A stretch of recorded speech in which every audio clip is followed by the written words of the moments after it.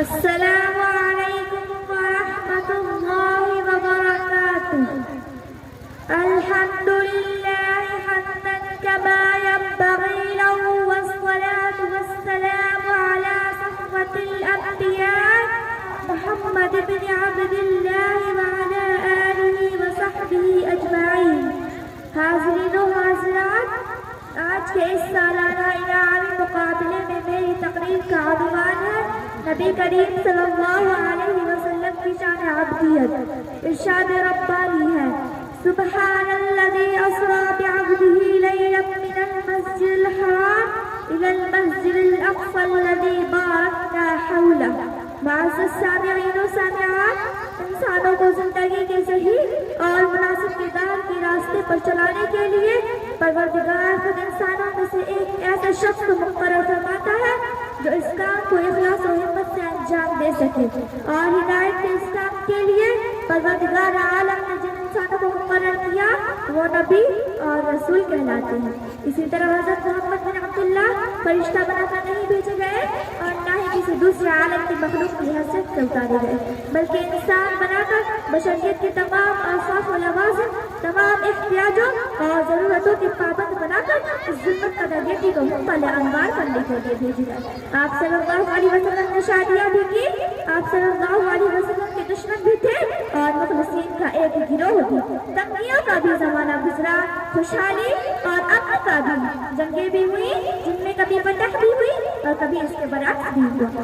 غرض یہ کہ انسانی زندگی کے گرم و سرد، نشیب و فراز کے جتنے مواقع پیش آ سکتے ہیں ان سب سے ہو کر زندگی گزاری.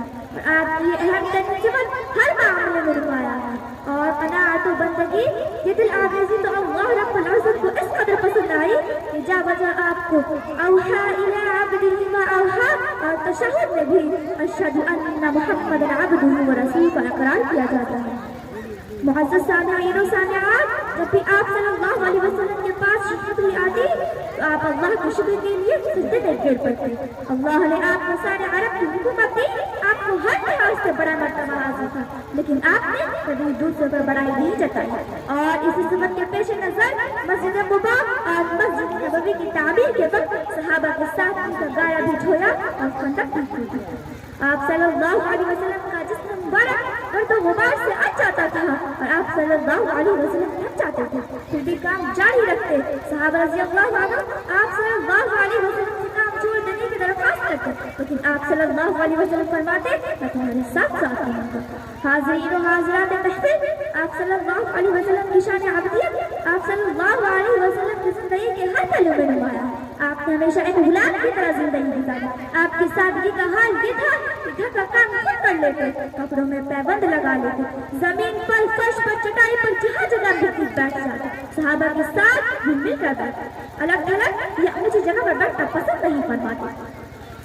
اور آپ صلی اللہ علیہ وسلم کی سادہ مزاجی کا حال یہ تھا کہ کوئی اجنبی شخص آپ کو آسانی سے پہچان نہیں سکتا تھا. ایک دن آپ گھر سے نکلے تو لوگ آپ کو دیکھ کر کھڑے ہو گئے. آپ صلی اللہ علیہ وسلم نے آپ کو منع فرمایا کہ میرے آنے پر کھڑے نہ ہوا کرو. محترم سامعین و سامعات، اب یہ تمام مومنانہ صفات کی جڑ ہے اور مومنانہ زندگی کی روح ہے. اس کے بغیر ایمانی اور اسلامی زندگی کا تصور ممکن نہیں، جیسا کہ ہمیں نبی کریم صلی اللہ علیہ وسلم کی زندگی میں اس کا نمونہ ملتا ہے.